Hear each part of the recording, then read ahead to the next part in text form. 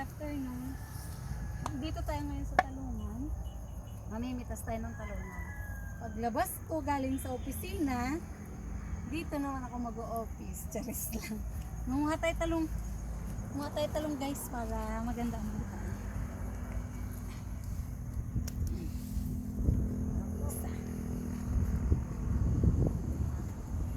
Fresh. Para fresh. So ay makalibre na pang kulang. Ay! Aray! Kasi nanguha na sila ni nanay kaganina. Kaya konti na lang. Pero ang ganda, ang dami.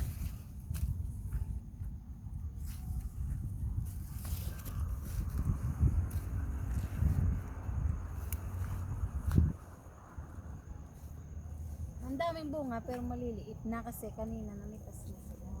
Ito pinamimitas ko ngayon pang ulam namin sa bahay. Magtutorta ako na talong.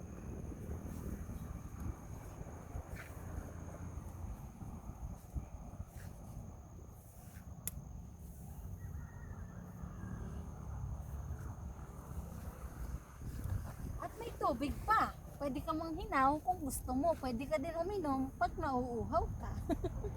Diba? Ikot-ikot lang ako. Ikot-ikot.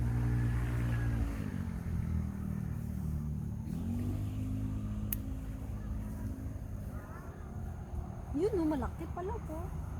Kabila. Teka lang. Ito na ako mag-ano.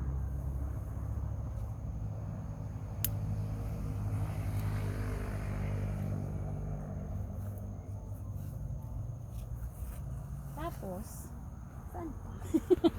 Tapos, saan pa? Aray ko. Tapos, tara, samahan niyo ako. Pupunta tayo sa Pinya. Ay. Check natin. Yung Pinya. Grabe ang Pinya. Tingnan mo, may bunga. Talong ang bunga. Oh. Saan pa kayo makakita ng pinya? Talong ang binubunga? Oh. Ito yung talungan. Ito yung pinya.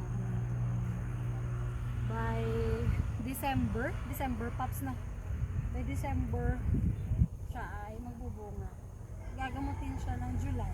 So by December, sasapit na siya. Nakarami na akong talong. Ito naman ang hindi ko alam, tanglad sa tanglad.